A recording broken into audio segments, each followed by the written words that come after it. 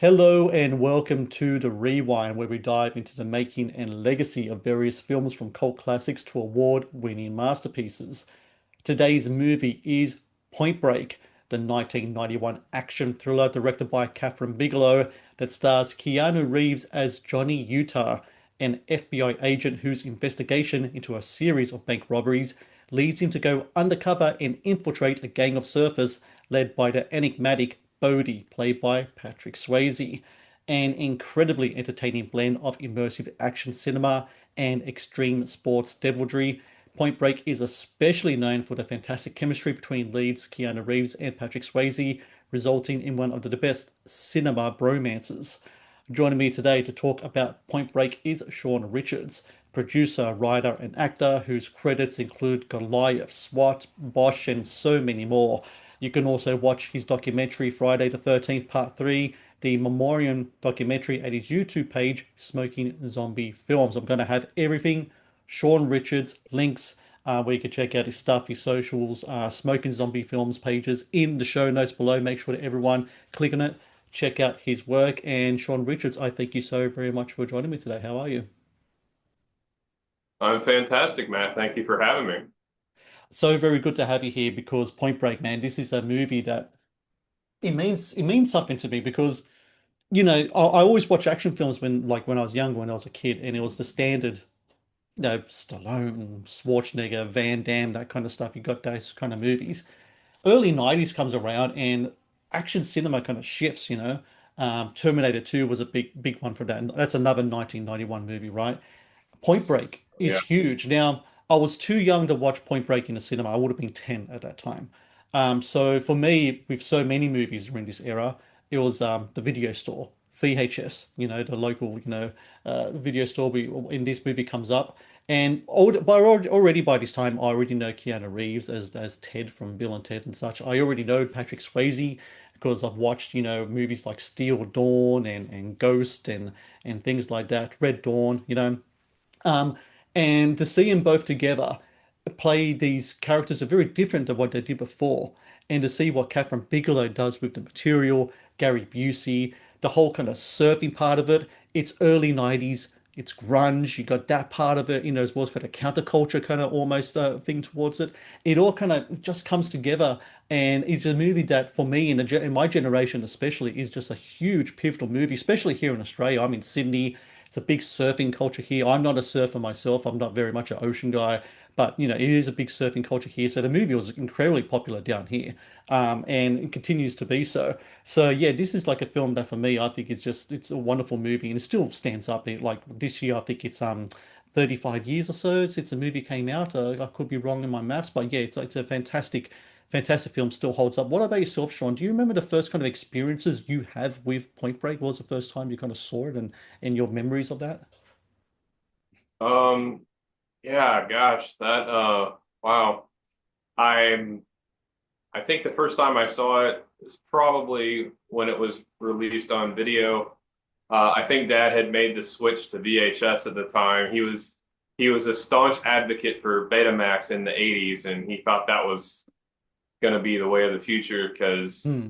better quality and picture and sound. It was his mantra for that. But unfortunately, the changing of the movies halfway through, I think, lost out to well, we can just pop this one in once for the VHS. And so Beta went away. But yeah, so I think we probably got that on VHS probably when it came out. I was in my early teens. I'm sure I had seen the trailer for it and was probably pretty stoked to see it. The trailer, from my understanding, was definitely unique. I believe it, if I'm remembering right, it had Swayze in the Reagan mask and says rock and roll, and he kind of busts out the door, and it talks about these bank robbery heists committed by these guys as the ex-presidents. But Right. then it introduced this whole, kind of adrenaline surfer thing and I love the water. I love being on the water. And so when I was first started going to school, I lived close to a lake. So I'm all about that. So it definitely, just with the elements right there, it had me pretty intrigued. I'm like, this is different. I mean, you got you got the ex-presidents robbing banks and this surfer thrill ride thing, and then you got Ted from Bill and Ted in this movie Mm. because that was pretty wildly popular before Point Break came out, and Swayze definitely knew him from Ghost and Dirty Dancing, and so yeah, these guys were pretty well known when it came out, and this just sounded it was a total twist on the things they had done previous to this. So definitely, yeah, and I loved it. I loved it when I first saw it. You just talking about it at the beginning of the podcast makes me want to maybe watch it tonight. I'm like, yeah, it's so much fun. It is such a fun movie, and it is timeless. I think it is definitely a classic. Um, yeah, I really enjoyed it, and it's a movie. It's one of those movies I could probably watch anytime. I think what's really cool about the film as well is like I was saying before that the whole ni early 90s aspect to it. It's kind of like an alternate action movie towards the other action stars that were happening at that time. I think the whole point with the surfing part with it, the skydiving part with it, that whole kind of X Games kind of that stuff was getting to be really popular around that time. Just the music that's involved in the movie as well, and just the counterculture stuff that's in it. It's something that really kind of stands out to everything else. The origins of the film, though, is really interesting because it goes all the way back to like 87. So I was doing my research based on this. So the credited writers on this movie are Rick King and W. Peter Iliff. So Peter Iliff has talked about this film quite a bit. And he talked about how back in like, I think it was like 87, Rick King had the idea. He said he had an idea about surfers who robs banks. And Peter Iliff at the time, he said he was in his late 20s. He was waiting tables to get by, a struggling writer. And Rick got producers Peter Abrams and Robert Levy, who will later do kind of things like The Wedding Crashers. They offer this waiter, struggling screenwriter, $6,000 to write the screenplay, which at the time was called Johnny Utah. And so he writes this screenplay. And then it gets sold to Columbia Pictures. I don't know if you noticed though that the original cast members that they had in mind for this, for the roles, I think, especially for Johnny Utah and Puppets, who was played by Gary Busey, was Charlie Sheen and James Garner. Those were the original two guys, and Ridley Scott was actually attached to direct the movie as well. Can you imagine a Huh. Point Break movie or a Johnny Utah movie with Charlie Sheen and James Garner with Ridley Scott directing? That would be something just your mind just blows with the possibilities of what that might look like. Yeah, those are definitely very, they're good and entertaining actors for sure, and I'm sure they would have brought a great movie. It's just it would have brought a different movie. It would have had a different vibe. It's kind of reminded me of my favorite horror movie of all time is actually it's more of a thriller by today's standards. Would be John Carpenter's Halloween from '78. Yeah. Um, he originally wanted Christopher Lee for Dr. Loomis Right. and and then he I think tried for Peter Cushing, and both of them were like, I'm not going to be in your low budget picture, and so I guess the third choice was actually is Donald Pleasance. Donald Pleasance's daughter was like a rock and roller and had a band and had um, I guess Donald had told her that yeah, this young director named John Carpenter once was interested in me for this movie, and she just so happened to have seen Assault on Precinct 13 from '76, and it has a really really it's a good gritty like raw movie and great score by John Carpenter, Yeah. and so being a musician herself, she really liked the score and the movie was really good. So it's because of that and the daughter saying, "Hey, Dad, no, totally, give this guy a chance," is how Donald ended up connecting with John and then got the role. And I think that also in that movie was like he wanted Annie Lockhart, who was an actress who was the daughter of June Lockhart, I think the mom from Lassie, and she looks just like her mom. And in the '70s, he wanted her for Lori, and she turned it down, and so he ended up just going. So yeah, it's wild, with how a project starts out and what the writers envision and who they see in the role.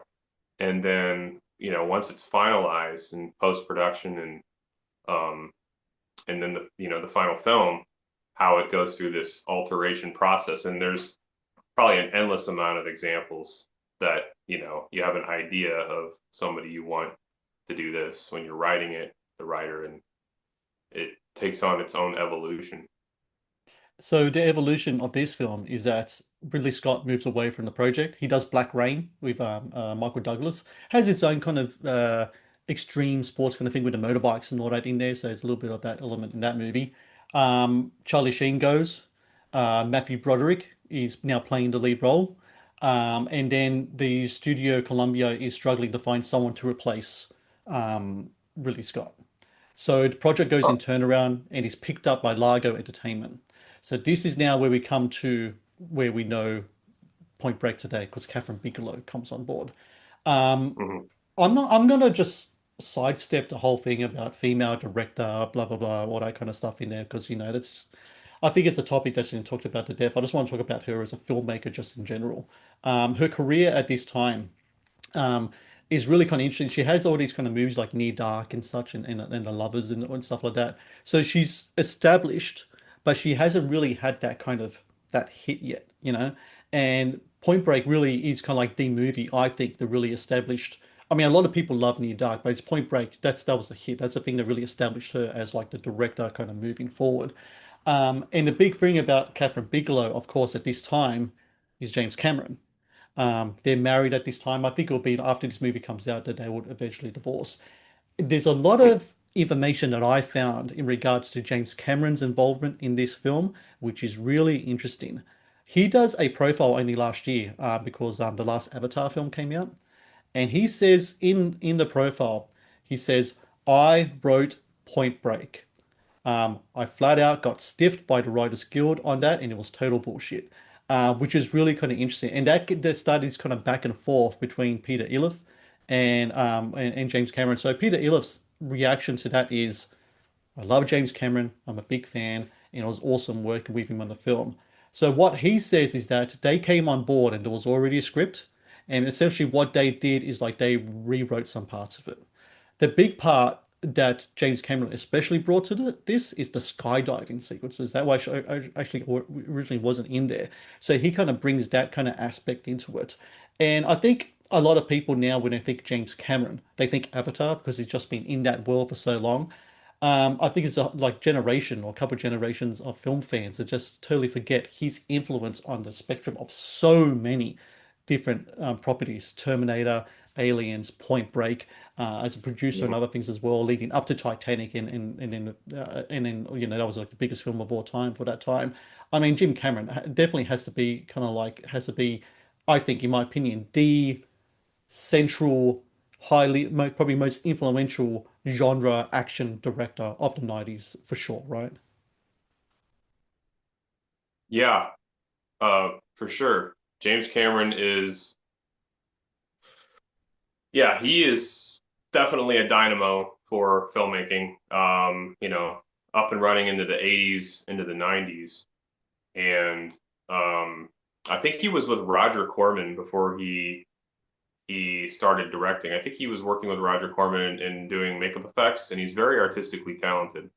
It's funny you bring him up because I just did a trip, and I don't know if you were able to tell this on my channel. I've over the years, in the last 20 some years, I've been to various like locales that have been Yeah. featured in now classics, and just like if I happen to be in the area, I really just want to see, check it out in person if it's, if see what it's like, it's like, and like I stopped by, I was up visiting some friends. They live right outside of about an hour outside of St. Louis. So I was just stopping by a couple of locales there that were used. Actually, that was used as the burned out downtown of Manhattan in Escape from New York because there was a big fire that happened at the time.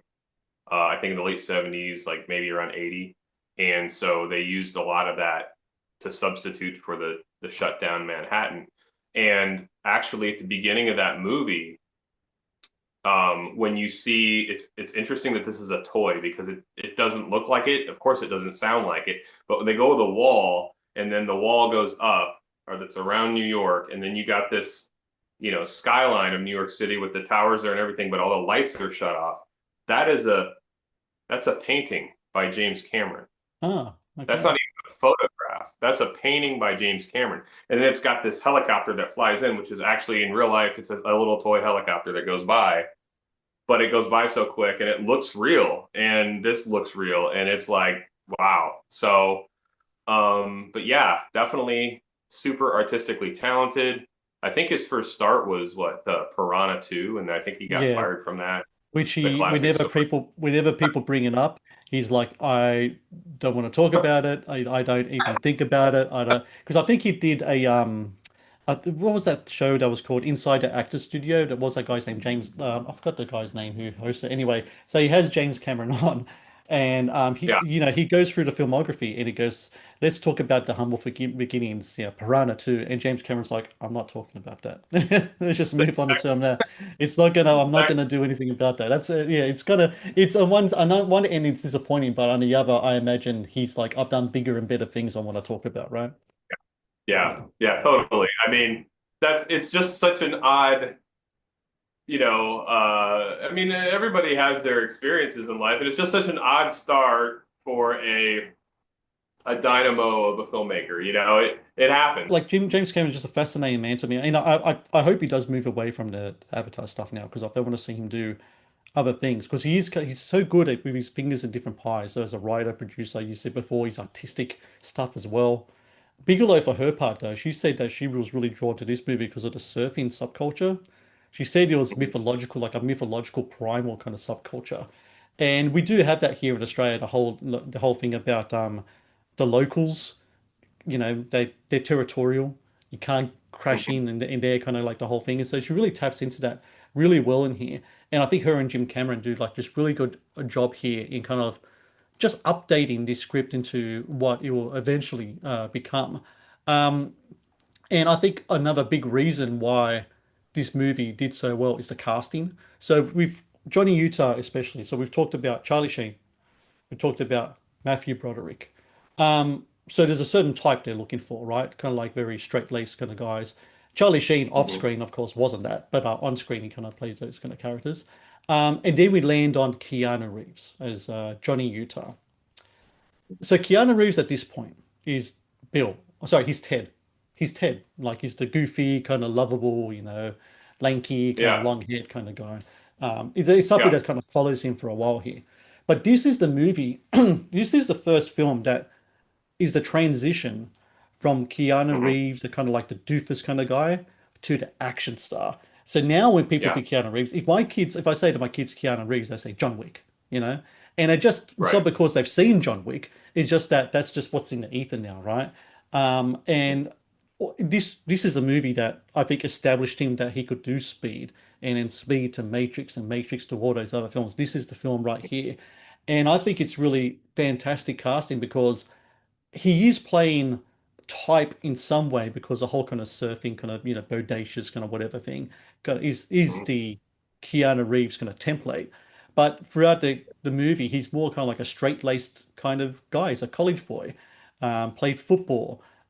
He takes the skin off chicken, all that kind of stuff, right? Like that's what he's doing. I think it's a really cool kind of performance from him because he's playing the very kind of conservative, I imagine, Yeah, small town guy who gets thrown in with these counterculture guys. And I think it's really cool seeing him play that role. And I think this is the movie that really set him up to be a film star in the future. absolutely. Yeah, a little bit of trivia. Sometimes it's the trivia just pops in there for me, and especially on the movies that I definitely enjoy. But Point Break, yeah, I found out that so for you're talking about the skydiving scenes, Yeah. and those were actually so I think Keanu used like a stunt double through when you see him going through the air. When you see him up close, he's actually just floating above, like I don't know if it's like 10, 15 feet above something, and the wind's going up. Swayze, on the other hand, he did that like I don't know 8 or 9 or 10 times, and there's Mm. no my knowledge, there's no stunt double that he used. That was all him, Yes. and that's that's still on my. I mean, I think after that movie, I put wanting to surf at least a few times in my life and jumping out of a plane on my bucket Oh, list. Like it just inspiring. Like yeah, I want to do that. That looks amazing. Um, so yeah, like I found out about that, and then as far as Patrick Swayze, I mean, God bless him, he was the real deal. yeah. As far as what I've seen interviews, especially after he got sick with Barbara Walters and talking, I mean, just a really genuine, down to earth, good guy. One of the real guys in Hollywood, Yeah. and I like a number of his movies, and I'd have to say that Point Break's probably no, it is my favorite with him in it.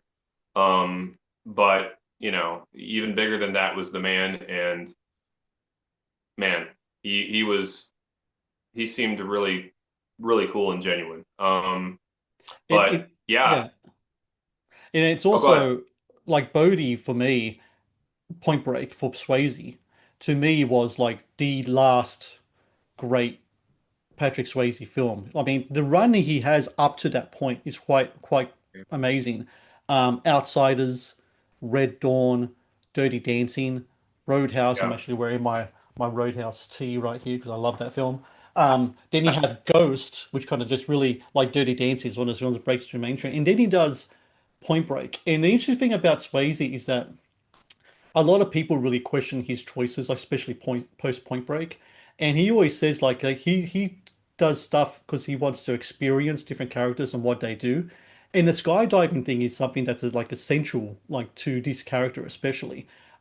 Like hmm going back to Keanu Reeves, one of the reasons why he also wanted to take on this role of Johnny Utah is because he wanted to do the surfing. And to this day, supposedly, he's still a very avid surfer. It's a movie that really changed his life in regards to that.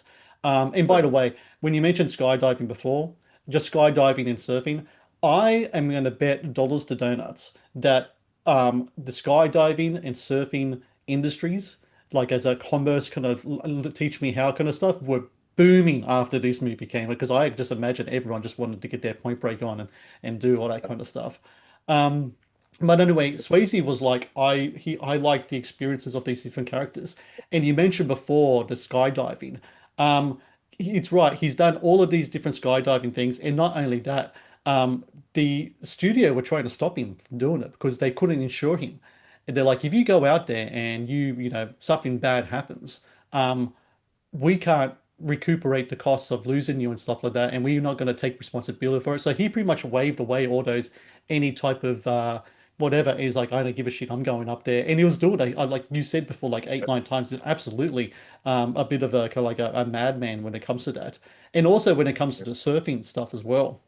So there's a guy who did this surfing for the movie, the like the teaching of it. His name was Dennis Jarvis. At that time was 31. He was known as the surf doctor of Hollywood at the time, and he actually did 2 months with Patrick Swayze, Keanu Reeves, and Laura Petty. And like it was just like doing big. It's like he said it was like a big surf party every day. They just went out every day and they did all of their surfing and such. And he said that like they were all kind of beginners. And the thing about he said about Patrick Swayze what's it called is that like he was just so receptive and just so open to just learning whatever it is and doing it. He wasn't like like people talk about the Tom Cruise intensity. When people talk about Patrick Swayze, like his co-stars and stuff, he's got that same intensity. Patrick Swayze has that cruise intensity where if he's locked onto something and he wants to learn it, he wants to really just be the best at it. And that's why he's a good dancer and a rodeo guy. That's why he was a football player and all this stuff, because everything he does, he locks onto. And that's what he does in this movie. And I think that's something that's really cool about his performance is that there's an authenticity to it. He's Right. not is Bodhi, like he's not playing Bodhi, he is Bodhi. And I think that's something that really kind of rings true when you watch him in this movie. The Matt's Movie Reviews YouTube channel is brought to you by TeePublic. TeePublic is the world's largest marketplace for independent creators to sell their work on the highest quality merchandise. With over 1.2 million designs, TeePublic is sure to have something you'll love. Yeah. Yeah, the Bodhisattva, right? The Yes, exactly. Bodhisattva. Yeah. Uh, yeah. So, it's interesting that you mentioned that because about Swayze and after this movie, because I never really thought of it that way. But yeah, you're right. Like they definitely waned or kind of went off. I don't want to say they went off the cliff after this one, but they kind of did. I don't remember really anything beyond that now that I think about it. I know there was some movie called Black Dog with Meatloaf in it, and he was a semi Yeah, truck driver. I don't think I've ever seen that movie. I I saw have. Yeah. the trailer for it when I was like in college, but um, yeah. So, and it's also interesting that you mentioned about like sales for stuff skyrocketing for, surfwear and skydiving stuff. Because it reminded me of another movie where it didn't skyrocket, things plummeted. There was a movie called Sideways, and Right. for whatever, yeah, for the movie where these two guys go out to wine country, and one's like a kind of a wine nerd, and he's like, I'm not drinking any Merlot, and he like freaks out about it. And then after that movie, for whatever reason, because that happened, like they just tanked in Merlot sales, Wow. like across the board in America. It's like, oh yeah, Merlot, oh, it must be bad. It's in a movie. It's got to be terrible. And so, Hmm. um, but yeah, so Swayze, yeah, I don't know. I mean, it's interesting that you discovered that, and I don't, yeah, because I never really knew what happened after this movie and him, and I know he didn't get sick until I think the mid 2000s. Yeah. Um, Like a lot of the but films that he did was kind of like the film that he did right after this one was a film called I think it was called City of God, and he was playing a suicidal doctor in Calcutta, I think it was. And he said the reason he wanted to do that is he wanted to go over there and be part and see what it was like and play this character and all that. It didn't do well. The movie he did after that was like a small art film that he did with his wife, about dancers in New York City, and like not many people saw that. So he was very much driven not by uh, the potential success of what a movie could be, or taking on superstar roles. He wanted to take on roles that were just like a was could be another kind of thing, that another thing he can delve into, another thing he had interest in. Which, and then you see that kind of like that the star wane, but it's movies like, I mean, that, like, just saying that run before, like Dirty Dancing, Ghost, and Point Break, like it pretty much established him from that point on. Like he was always a legend from that point on. Unfortunately, the remaining 90s and 2000s didn't really do much for him. Keanu Reeves on the other end, different. Like where Swayze kind of went down, Keanu Reeves kind of went up. And interestingly, mhm. this was the first film they actually appeared in together. They did a film before this, called Youngbloods, which is an ice hockey movie that starred Rob Lowe. It came out in 1986, I think it came out. So that was the first movie they actually did together. So they met before, each other before. Have you ever seen that Youngbloods with Rob Lowe and Patrick Swayze? Yo, I remember the name Dean Youngblood, and I Yeah. think that we was like flipping channels probably, in the late 80s sometimes, and maybe caught part of it, and I just remembered and I remembered it looked like Rob Lowe, and that I just had that memory, and I think it was a hockey movie or something, but Ice so I hockey, don't, yeah. I think, yeah, I think I've seen part of it, but yeah, I don't know if I've seen the whole thing. But back to what you were saying though about Swayze's run in the late '80s of these movies, and then ending with Point Break. Another one too that I don't know if it was like a major hit, but it definitely did well, and it was well received. And pretty much anybody that I talked to that has seen it or heard of it, um, they generally like it. I don't even know if I've seen the whole thing, but it was Next of Kin, which Yes. had, yeah, it had Patrick Swayze and Liam Neeson and Bill Paxton as brothers, and Hmm. I think Paxton gets killed or something like that, Yeah, and so then Paxton gets killed at the start by the Italian mob, which, by the way, the son of the Italian mobster is played by Ben Stiller in the movie. So that's another person who's in that film. And Helen Hunt plays Patrick Swayze's wife in the film. So it's actually quite a cast of people who hadn't reached their stardom yet, but they're playing like these character actors in this movie, led by Patrick Swayze. So it's quite an interesting movie in that. you have all these names, but that will later become like huge people. I think Adam Baldwin as well plays the main heavy in the film. So it's quite Okay. an interesting film. Yeah, I think that came out 89, maybe around the same time as Roadhouse, so around, or maybe just a little before that. Yeah, but it's a great film. I remember that film vividly. Yeah. Yeah. Yeah. And then of course, Gary Busey's in this as well. Hmm. I think it was a few years after that motorcycle accident. I think that happened in '88. 88. Yep. Um, and actually, Gary Busey is, being an '80s horror kid. I mean, I love pretty much everything from the '80s, all genres.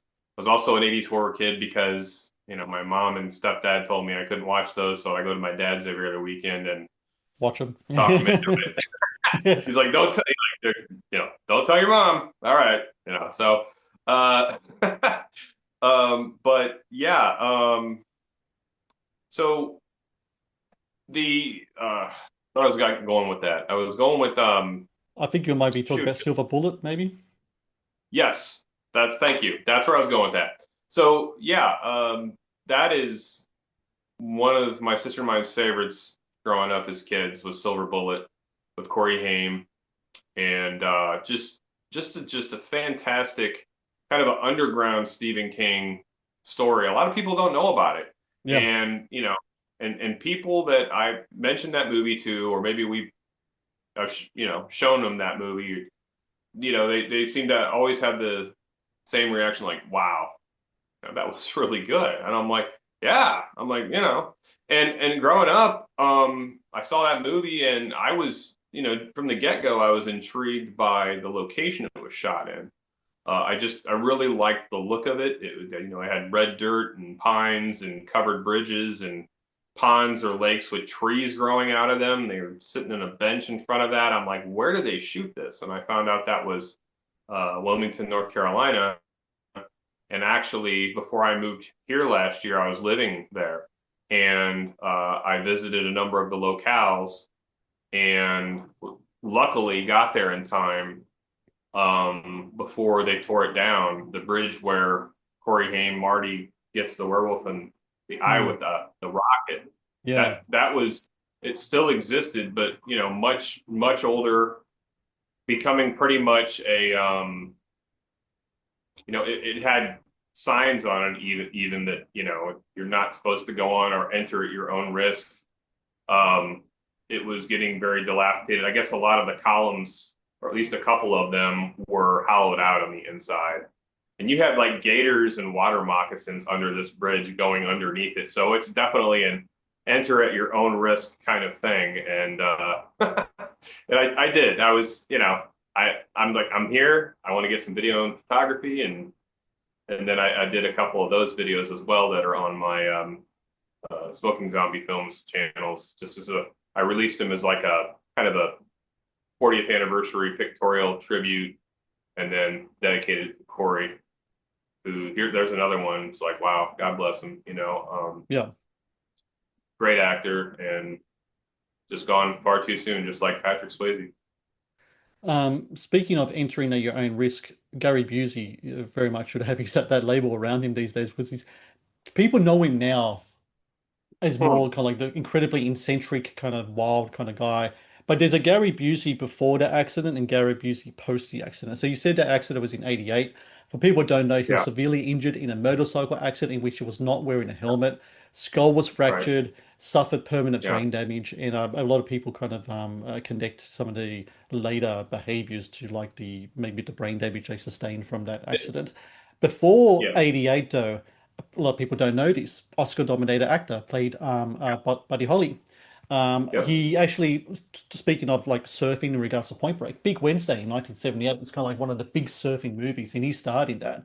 And he talked about in an interview for Point Break about how, he didn't feel left out whatsoever, not doing any surfing or anything in Point Break because he did that. He did Big Wednesday, which for a lot of surfers, especially for that generation of surfers, they see that as kind of like the ultimate surf kind of movie that he did at that time. In this role, though, as Pappas, he steals the scenes whenever he's in it. He's really yeah, great, kind of like putting in.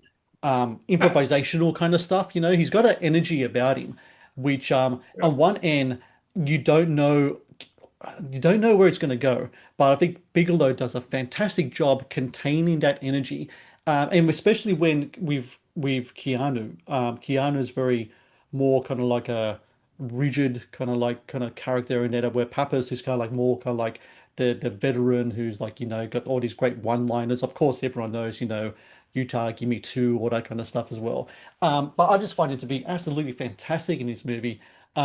Because he's just the right amount of scene stealer in that he yeah. does a little more than he needs to do, but he doesn't go too over the top with it. But I think he's just fantastic in his movie. In fact, if it was me, because I'm just silly this way, but if I had like the powers of the universe and could change like Oscar nominations, I would have him be nominated for Best Supporting Actor because I think he just Yeah. gave one of the best supporting performances of that year because I think he's just fantastic in this movie. He is. He is. Everybody is great in that movie. I think it's why one of the reasons why it's such a classic. It is a fun, it's a really fun story. It's an interesting idea. The dialogue keeps you with it every step of the way. The actors cast in it are great. Uh, the music in it's great. You got, you even got like, Anthony Kiedis or Red Hot Yeah, Chili Peppers for one yeah. of the surfers that is trying to, beat up, Shoots him, shoots himself in Mexico. the foot in one of the Right. gnarliest blood pack kind of scenes you ever see. That foot was gushing after it got shot. I tell you what. Yeah.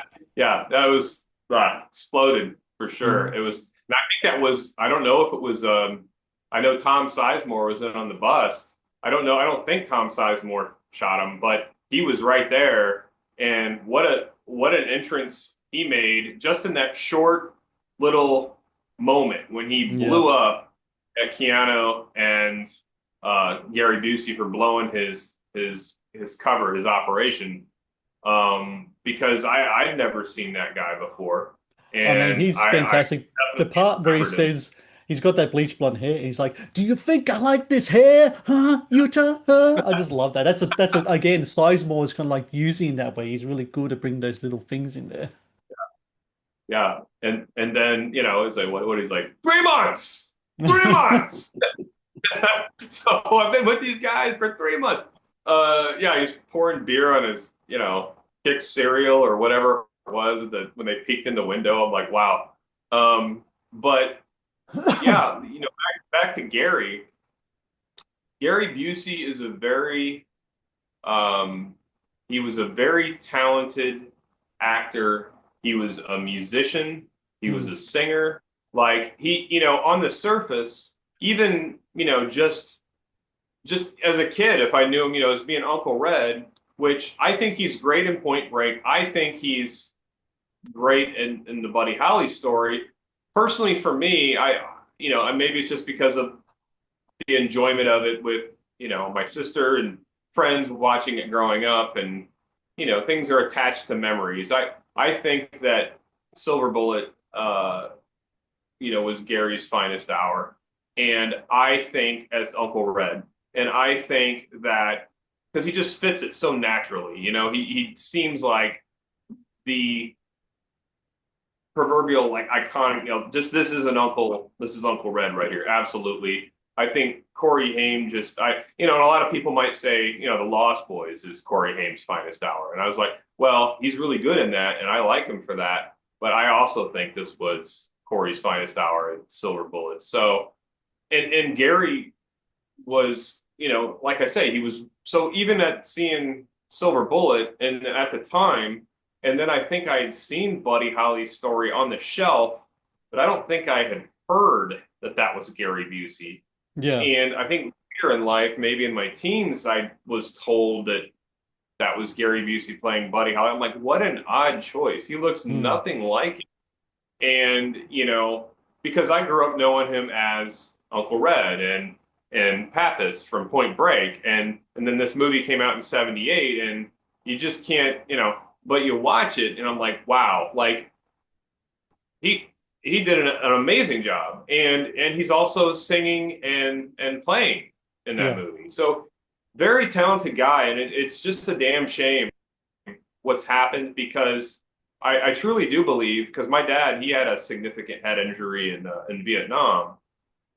He didn't as he got older in life it didn't deteriorate that way mentally. He was as sharp as he ever was when he passed, and he was unless he told you that happened to him in Vietnam, you wouldn't even know it. He was like literally a medical miracle case in the VA healthcare system, my dad. But regarding Gary and his head injury, I sincerely believe that what we're seeing now with all these wacky videos is is the decline. I think head injuries work in different ways for different people.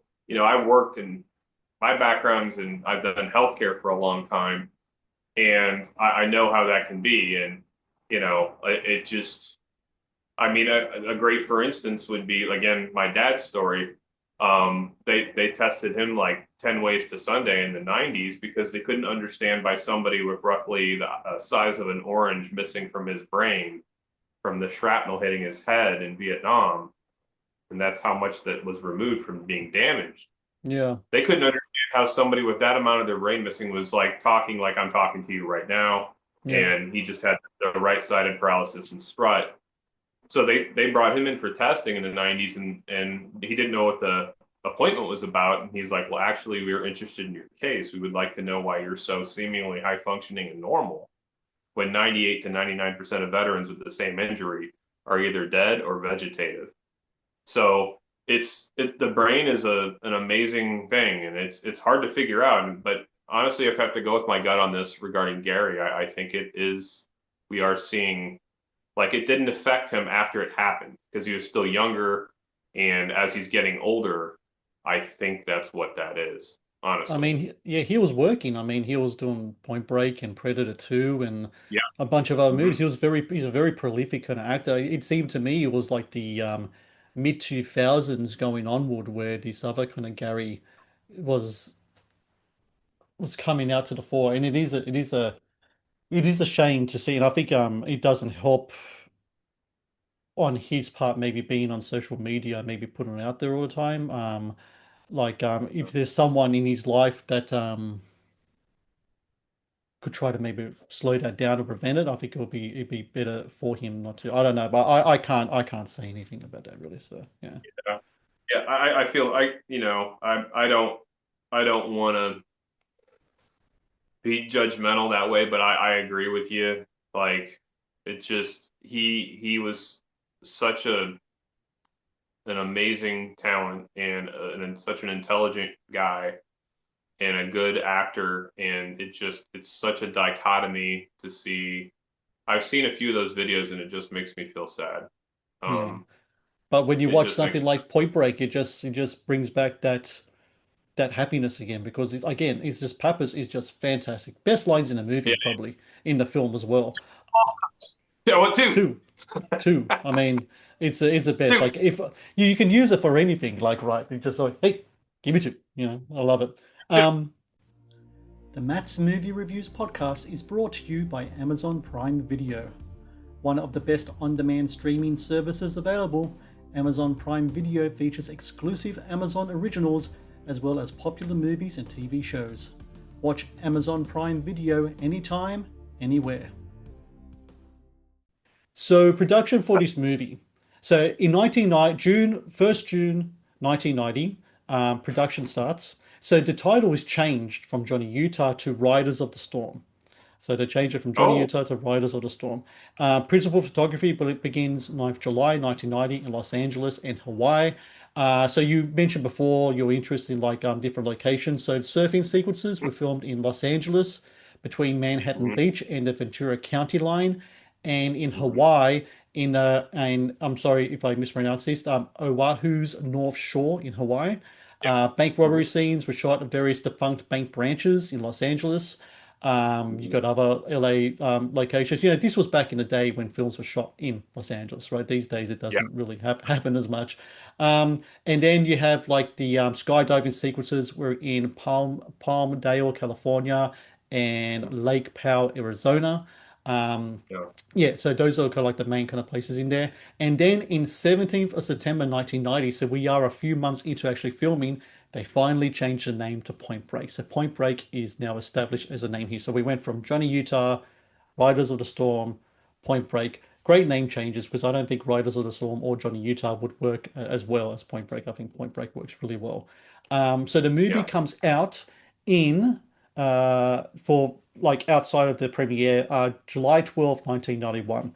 Budget 24 million, makes $83.5 million at the box office. So it's a box office hit. 83.5 million is very great on a $24 million budget.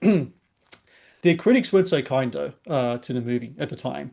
I think maybe the different various elements with the surfing stuff and the extreme sports stuff, maybe seeing Patrick Swayze kind of like this Midwesterner guy playing like a Bodie kind of blonde-haired wild man kind of guy in Grease and all that. Maybe it was a little too much for him.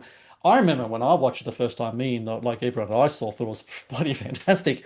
You as well when you watched it as well. Is this a case of maybe the critical community at the time were just maybe not tapping into what was making the film great and speaking to a lot of people at that moment? I mean, this happens. A lot of films come out at the time that are great now that don't get a lot of the great receipts back in the day. I mean, it's a normal thing. Yeah.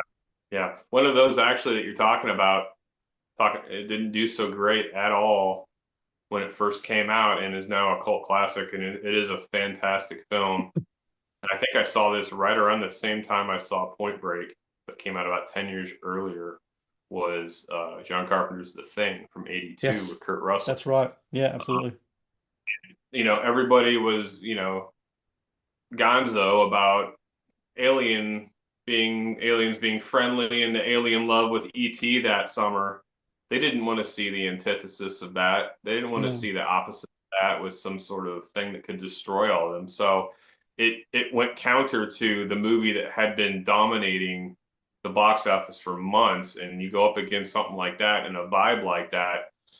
Yeah, that's like a swim, it's a salmon swimming upstream. That's tough. But I think that movie has found its crowd. I think E.T. is actually, according to my dad, I was, 5, so I made him take me to see E.T. like 5 times in the summer of '82. I don't remember that, but I do have other movies. I do remember seeing the toy. I still remember to this day. I saw the toy with Richard Pryor and Jackie Gleason at the end of that summer. I do have very faint memories to this day of seeing that in the theater with them.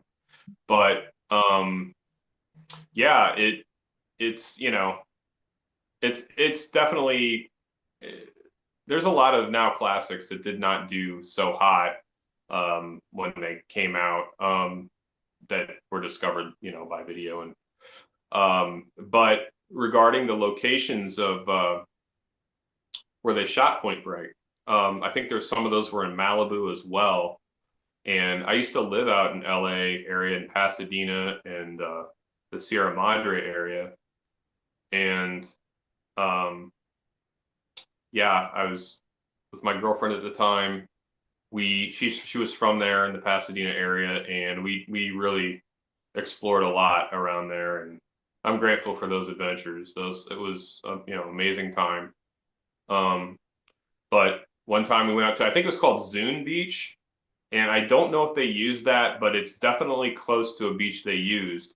And then you go up the road there to Malibu, and there's a place called Neptune's Net, Mm. which it's like right on this. I think it's on Ventura, or no, it's a Pacific Coast Highway, I believe, because that goes along the ocean line there in California. And I think it's right off of that. And it's just this, it's a nice restaurant. But it turns out it's where he got that shrimp and fries. So when he goes up, she's like, "So what do you want?" He's like, "Shrimp and fries." Yeah, You right. know, that's Neptune's net. So, and it's still, to my knowledge, it's still open to this day. Hopefully, it survived the 2020 shutdown. So many businesses went under with that Right. time period, but I think it's still open. And so it's really, really cool area because you can go up the highway. It's just a little pit stop off the highway. There is the restaurant, and it's a pretty good sized building. And I think you can see it. They show an exterior shot in the movie, and then he goes in, and it still looks, to my knowledge, the same as it did back then. and then if you look across the street, it's the mountain. It just goes straight down, and then the ocean is just right there. And it's just definitely, if you ever visit the LA area, it's worth the visit. And from what I remember, at least back then, about 10 years ago when I was living out there, we went there and had dinner and just great seafood. I mean, it's from the Pacific, it's right there. Mm. And yeah, really good stuff. So it was cool to visit that location. I got a few pictures and it looked the same as it did. I mean, 10 years ago, that was like 25 years after the movie was came out. It looked exactly the same. And it's 10 years later, and I think it's still the same. But definitely worth a visit. If you ever, if you definitely put it on the checklist there, and you walk in there, and right where you approached her, and I mean the counter's right there, the register's right there. So it was pretty cool to see in real life for sure. We've talked about a lot of things in this movie, the surfing, the skydiving, the locations, all that kind of stuff. For me, though, I think the standout moment of this movie and the film that really established Kathryn Bigelow as kind of like this premiere, especially like an action director, that foot chase of Johnny Utah chasing after Bodhi through the back doors of Los Angeles, suburbs, going into people's homes. They throw a dog at the camera. They throw a dog at him. Do you remember that scene where the Bodhi's there and throws a dog at him? All that kind of stuff. I think hands down has to be one of the great foot chase sequences. I can't think of any others that kind of match it. There's a movie that came out in 2002 called Narc. It was directed by Joe Carnahan. Stars Hmm. Jason Patric and Ray Liotta. The opening of that film has a great foot chase as well. But to me, if you're going to talk about a great chasing, like a foot chasing, that's the one right there. Because just what Bigelow does for that, where she's able, and the same with the skydiving and service sequences, she's able to just put people in the situation and just engulf the screen with it, and you're in it. You're taking this kind of ride with them. But that chase especially, I think, is just fantastic. And to be able to kind of film that and choreograph it and logistics of it, and you go through this house and that house, and you have to go through that window, you have to be hit by the woman with the vacuum cleaner, all that kind of stuff. I think is just hands down one of the Yeah. great action sequences of the 90s, for sure. Yeah, yeah. So you talking about that reminds me of so yeah, before that, yeah, when they throw that dog at, it's a vicious dog and it's Mm. an angry dog. I don't know what they did to get that dog that angry, but I think it's also a pit bull if Yeah, memory serves. So, I think it might have been, you yeah. know, yeah, it was like, yeah, you're really asking for it. Whatever you did to get that dog mad, and it's a pit bull.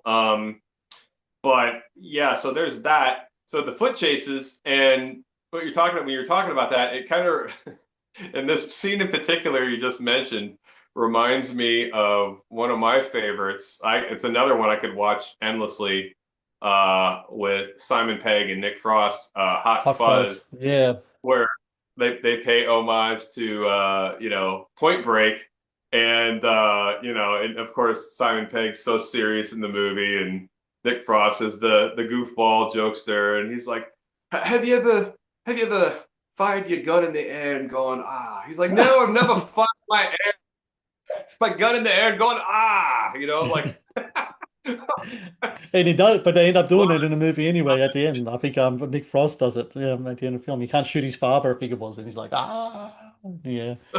I mean, yeah, it's one of many things that Point Break has had on just culture as a collective. Hot Fuzz is a big point. Like that's a movie that's kind of like a homage to buddy cop movies, and Point Break being one of the best of them, being one of the best of them, I should say. We talked about the effect it's had on like on skydiving and surfing afterwards as well. Keanu Reeves says to this day, people still come up to him and says that movie wanted me to become a surfer and all that. I mean, it's a thing that he still gets all the time. But then you have something like Point Break Live. I don't know if you ever heard of Point Break Live. So it's a in 2003, it's a this theater director named James Hook, along with a former film programmer Jamie Keeling. They started this show called Point Break Live in Seattle, Washington. It's an absurdist stage adaptation of the movie. But the point is of the movie is that they pick an audience member the audience member to play the role of Johnny Utah. So they start the film, they got everyone else. You're picked as Johnny Utah, you're given the script, and they do the whole Point Break movie. But they have someone just in the crowd play Johnny Utah. And this thing went to all other cities around the world. I don't know if it's still going on now. I don't think it's ever come to Australia, but that sounds absolutely fantastic. You have a remake that came out 2014, which I haven't seen because I don't want to see it because Point Break, the original, is fantastic. I have no indication of watching it whatsoever. Did you ever see the remake, by the way, when it came out? With I think it was who was in it? I forgot the name of the actor now. Anyway, did you ever see it when it came out? I did. I did. I saw it. It's not a bad movie, and I'm not a big remakes person. Right. Just kind of coattailing off to another subject here is, I think Hollywood really what they've lost their way in, and from my understanding, is investing in original scripts and ideas because that's a gamble. You don't know how it's going to go, and that's how you Right. had all these great 80s and 70s, 80s, 90s movies that were original, good ideas, well done. Now we're in this era for the last 10 to 20 years, and God, I hope we come out of it soon, where because the rights are paid for on these movies, they can even though that if they don't do well at the theater, they're still going to make money. So they just keep doing them and doing them and doing them and doing them, and it's like, wow, we really need original ideas again. It's just we're just beating a dead horse here with stuff that's. But regarding this remake in particular, I mean, I don't really look at it. I'm glad they didn't try to do what the original one did. I'm glad because there's sometimes remakes try and do that, and they don't try and do their own thing. Kind of a different spin on this a similar story, which is which is what this did. It tried a different spin on the story. I mean, there is kind of the commonalities at the core, but then they both go off in two different directions. From what I remember, I mean, it's a well done enough movie. It's not a terrible movie by any means, but it's definitely a different movie, and it's definitely not the original. And Hmm. you can't. They're not. It's like apples and oranges. Like there's some commonality in the storylines, but after that, it's like, it's not the same at all. And nothing's for a movie involving those elements. I don't think I'm ever going to see in my lifetime a movie that touches 91's Point Break with those elements. It's just not going to happen. Um, Well, I hate to bring up some bad news, might be good news for some people I don't know, but in December of 2025, Deadline reported that AMC is developing a TV series based on Point Break. Now, that's like the new thing now, right? Like there's TV. I don't know if you saw, I know you're a big Friday the 13th guy. You got the Camp Crystal Lake prequel series coming out. It's the TV yeah, series now, right? That's like the thing now that they've yeah, really jumped onto. The thing yeah, about Point Break is that I just don't know whether you can pull that stuff off, the visuals and the immersive experience that a film like that has in a series. If they were going to do the series, I hope they base it in the 90s. That would be pretty cool because they're not basing it in today's day. I don't know how they're going to do it. I don't know whether it's going to be similar in regards to character names and what. I haven't seen anything else on there. I don't know. I'm always just very kind of yeah. suspicious and really kind of trepidatious when it comes with news like that. Skeptical for sure. Yeah, you know, I, probably, well, I can't even say that now. I was going to say like teenage me would be stoked for these prequel stories, but honestly, I'm still kind of, as a teenager, I'm still a very similar watcher to movies as I was back then because Hmm. I'm from the 80s and we were spoiled that way. We know what makes a good movie. I mean, my earliest memories are in the early 80s and seeing all these movies in the theater with my dad, these now classics.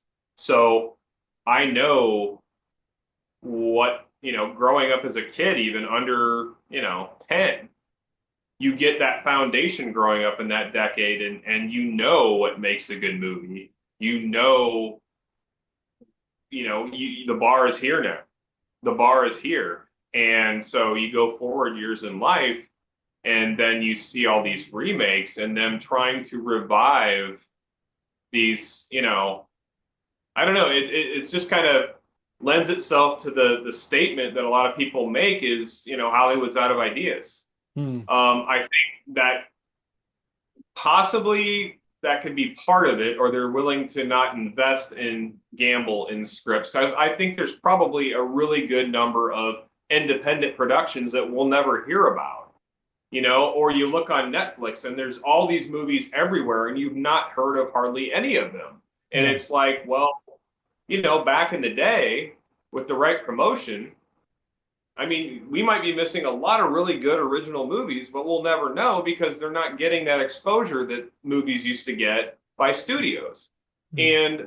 And also too, I'm very skeptical like yourself when because also you got to think this is 2026 now. We've seen at least 20 years of them doing these old ideas that were now classics, and in my opinion, not doing them much justice. They're not Yeah. really. They're taking the story, and it's yeah. I was an '80s horror kid growing up, and then into the '90s, sure. But I think right around the turn of the century, I lost my interest really in horror, and I became more about movies that would like move you or teach you something or um, like just immerse you and pull you in. I guess the best term for that would be like dramas, but I would just say they're life movies. So, the last 20, 26 years, 20, right around then, 26 years, the horror's kind of dropped to the bottom for me because it's not like it was when I was a kid. It's totally changed. And there's a few good ones here and there for sure, but it's just not. But yeah, like I mean, when I was a kid in the '80s, and it's sequel, sequel, sequel, sequel, and now this here summer comes by, and here's another Friday the 13th, and yeah, yeah, yeah, yeah, like Beavis, yeah, yeah, yeah. But it's like, but then you get older and you look back at them, and you're like, wow, some of these weren't really that good. Mm. But when you're a kid, you don't care really. But I think that a lot of the, for fun and nostalgia, I think I love a lot of the Friday the 13th still to this day. And then also too because of the connection with the memories and growing up then. Halloween, on the other hand, is a great case in point. Like I like the series of Friday the 13th. The best probably is the horror series in the 80s. Halloween's probably my favorite horror movie. But the series to me just really Yeah. nosedives to me after about part three. And I think H2O was good, but after that, it's like, I don't know. See, to me, and getting older in life, you realize not every story can merit 20 sequels. Sometimes the stories, it's been told, and you can't, and after, two or three movies, it's done. It's just, but, cash is king, and, people keep coming and paying the money. More power to them. But yeah, I mean, I was even involved with so there was the whole Friday the 13th litigation thing where we didn't have any Friday the 13th anything happening for I think it was at least a decade, and that's when I made the documentary dedicated to Richard Brooker, kind of in that time gap there, Mm. dedicated to Richard Brooker and the making of Friday the 13th Part Three and the backstory of that. But now it's the rights have been cleared and it is what it is. I don't think, with the series coming out, I heard that she's supposed to be an aspiring singer like Mrs. Voorhees, and I think I heard that somewhere and I saw a trailer and I saw a poster and I'm like, this just doesn't even feel right. Yeah. And I had met, Betsy Palmer about 20 years ago, who played her, and she's actually a fellow Hoosier like myself. We're both from Indiana. She was from East Chicago, Indiana, which is by Hammond, and it's on the west side of the state. I'm on the exact opposite side in Fort Wayne. And, she was such a sweet lady. She was like, she had the vibe of like my dad's mom, like my grandma. Like if my grandma would have told me, well, this is my sister you've never met, I would have totally believed her. Like she was Hmm. such a wonderful spirit and energy. And she actually had her own idea for Mrs. Voorhees' backstory. And I was like, that makes sense. That makes sense. And it feels genuine. What they're doing with her, I don't even want to see it. Yeah. I'm like, it's just kind of taken me out of it. I'm like, no, they're gonna do this wrong too, you know. And then the Halloween sequels where they're just last 15 years. I'm just like, I you know, the wind has gone out of the sails for me on that. It just doesn't feel like it feels like it's just money, money, money. You know, keep giving it to us. Keep giving it to us. Well, the thing about Point Break is that it's got one of the great conclusions in that movie. You have Mhm. them on Bell's Beach, which actually wasn't filmed in Australia. I forgot where it was, but it was definitely wasn't done in Australia. But Bell's Beach was supposed to be in Tasmania. They had a little Yeah. tussle. He Mhm. Johnny Utah allows Bodhi to go out there to take on the was it like 100-year storm or whatever it is, those huge waves. You don't know whether he survives. Maybe he does, maybe he doesn't. I don't think he does. Um, Utah throws I don't. away his badge. They Mm. walk off. You have that great song. I think from Rat. I think they had a song at the end from the band Rat, which were big in the Yeah. 80s.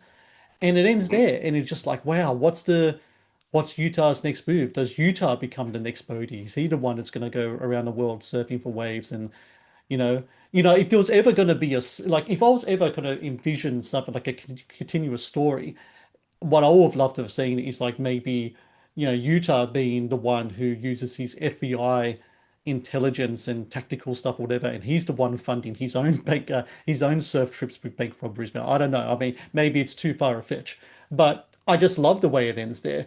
And anything that kind of adds onto it or tries to replicate it, there's a certain magic to that kind of stuff that you just can't tap into and replicate. It isn't a recipe that can be used again and again.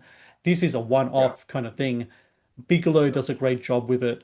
I mean, Yeah. Swayze, it's probably one of his best, if not his best performance. Keanu Reeves, was his move into action star kind of stuff. It's just, I think, like for what it is, one of the great kind of like 90s action buddy cop kind of movies there is. It's like, and I don't think you can add to it at all. And I absolutely love the film, and I think it's great to watch even now. If they're going to do something with it, re-release it at cinemas for like a limited scope. Bring out the 4K. That's what I'll do. That'll be fantastic. I mean, imagine watching like a 4K print now in the cinemas, and the sound design and stuff that we have now would be fantastic to watch. I would love to do that. But yeah, like until then, yeah, I mean, I think we said what we had to say about Point Break, and Sean, I thank you so very much for your time today. For everyone out there, please check out Smoking Zombie Films. I'm going to have the links for everything Sean Richards. Do check out the Friday the 13th Part 3 Memoriam documentary as well. It goes for around 37, 38 minutes. Really, really great kind of documentary you have there as well. And all the other stuff there as well, all the location stuff that you have in there, the collage images and everything else. And yeah, I can't wait to talk to you again in the future. We're going to do like another 90s movie, man. It's been a pleasure to talk to you today about Point Break. Absolutely. Yeah. Looking forward to that. Always. Always. Sounds great. Thank you for watching the Matt's Movie Reviews channel. Please subscribe for more reviews, podcast interviews, and exclusive content.